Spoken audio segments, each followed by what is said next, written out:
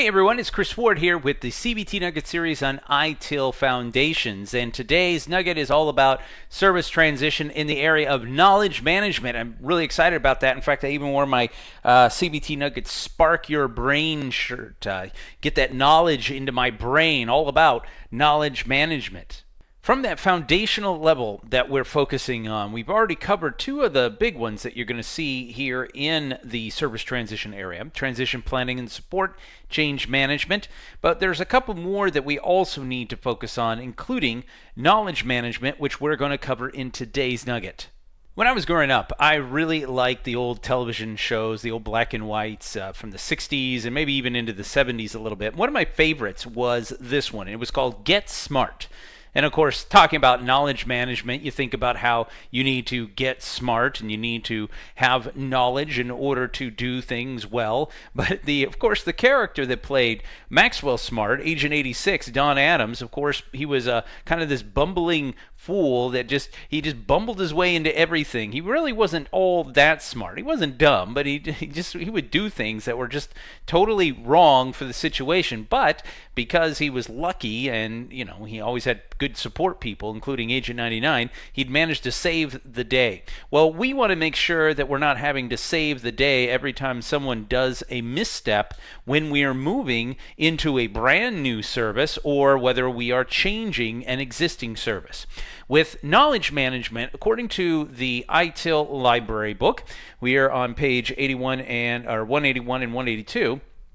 Knowledge management is all about how to share perspectives, ideas, experience, and information to make sure that these are available in the right place at the right time to enable informed decisions. And what I like about this is we keep track of it in order for us to reduce the need to rediscover knowledge. In other words, if we figure something out, we don't want to have to go back and try to figure it out again.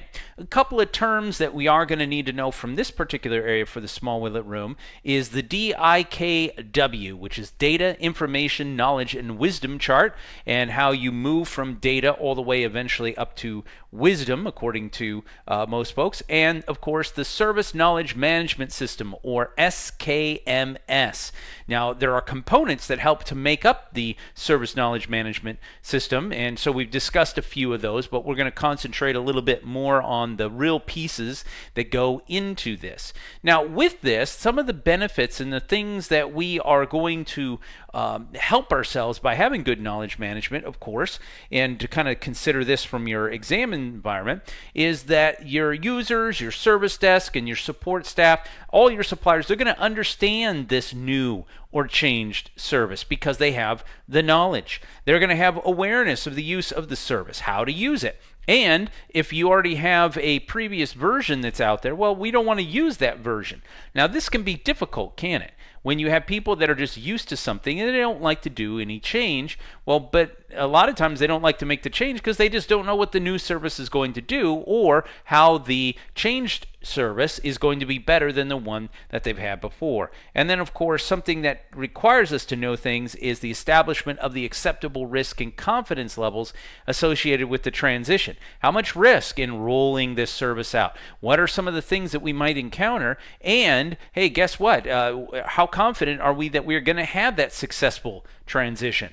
There is what is known as the DIKW, or Data to Information to Knowledge to Wisdom structure, that people look at when you think of accumulating knowledge, or in this case, ultimately you want to get through wisdom. Knowledge or wisdom, I should say, is what I call applied knowledge, the ability to know when to and not to use that knowledge. But let's start off with the basis. And remember, we are going to always get a lot of raw data, and data is just discrete facts. So just the facts, ma'am. Now speaking of old shows, that of course is Dragnet with Joe Friday and all those guys. Just the facts, ma'am.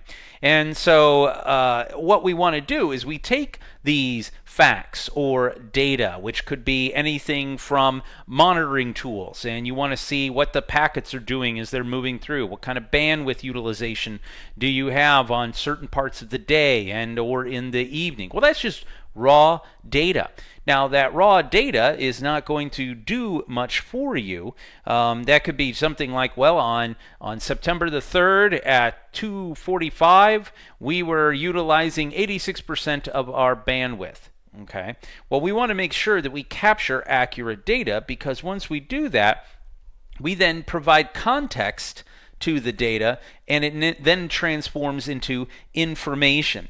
This is going to be stored in things like your documents, your email, your multimedia, and this is going to make sure you manage the content so that way it's easy to capture, that you're able to find it, you're able to reuse it and keep track of it. And that would be maybe something like the average time to close your priority 3 incidents that happen at your help desk. Or in the case of our Acme coffee, the average time in order to serve a latte during rush hour. So now you've got information, and so you've taken the data and you've run some maybe calculations, maybe done a little bit of analysis on it, and now it becomes information. Well, information is great, but at some point it has to change to knowledge. Now, knowledge is made up of things like your experiences, right? My experiences in gathering that particular data. It is also going to be things like your ideas. See, this is not raw data. This is things that you mulled over. This is going to be things like your values and value system that you have for your business. So you've taken the data, the base facts, and you move it into the information area, which now you have it stored somewhere. You've maybe done some analysis, and then taking that data, adding your experiences here, your ideas, your values, then makes it knowledge. It's dynamic, it's context based, and so this is the way for us to make it and use it in a decision making type of environment. And then finally, wisdom, as I like to call applied knowledge or understood knowledge. Basically, this is where you help to create value through the correct and well-informed decisions that you are making. So you take these experiences, ideas, and values and the information as it becomes part of knowledge, and then it rolls up into wisdom.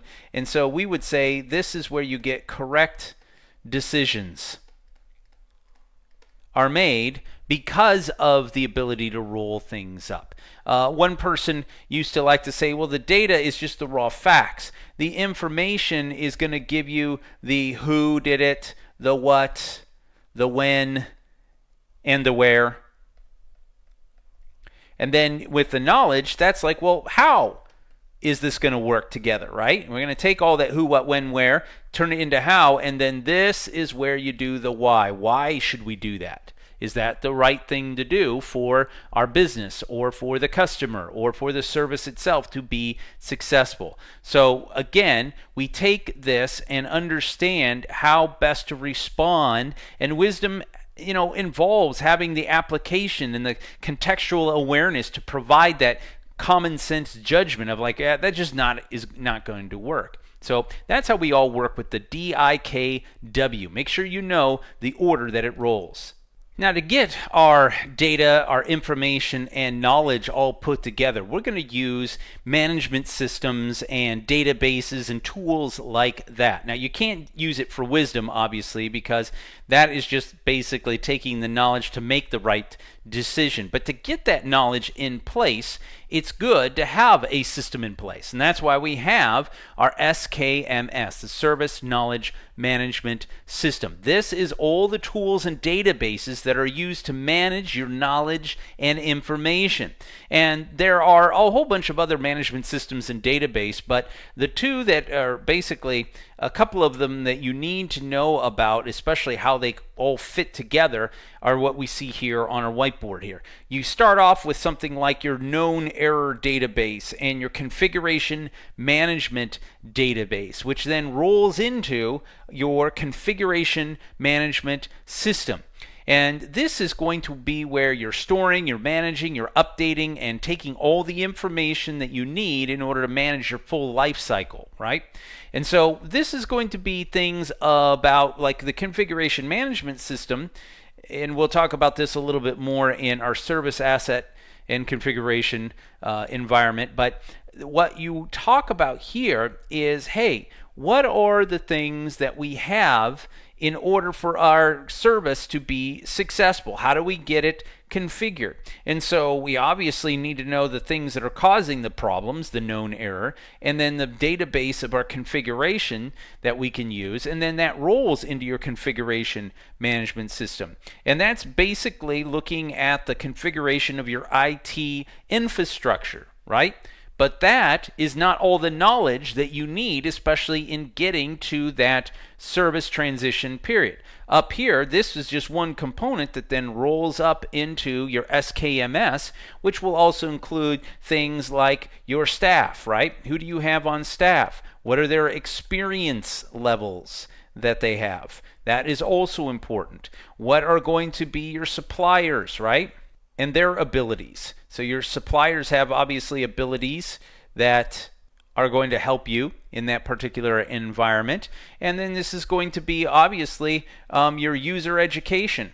How skilled are your users? How knowledgeable are they on this particular platform that you're changing your service on? Or maybe you're rolling out a brand new service. Well, if your help desk folks are not familiar with it and not educated on how to handle something like Active Directory or how to handle Virtual Machine Manager with Hyper-V and a whole bunch of other things, then it's not going to be very helpful. You need to know this, and so we place that information and make sure that we know about it and it becomes knowledge, and we place it into our service knowledge management system. So just kind of remember that these two things make up this, the CMS, and that the CMS is one of those components that goes into the SKMS. So we gained a little bit more knowledge about our service transition area, especially in knowledge management, taking a look at DIKW and our SKMS. I hope this has been informative for you, and I'd like to thank you for viewing.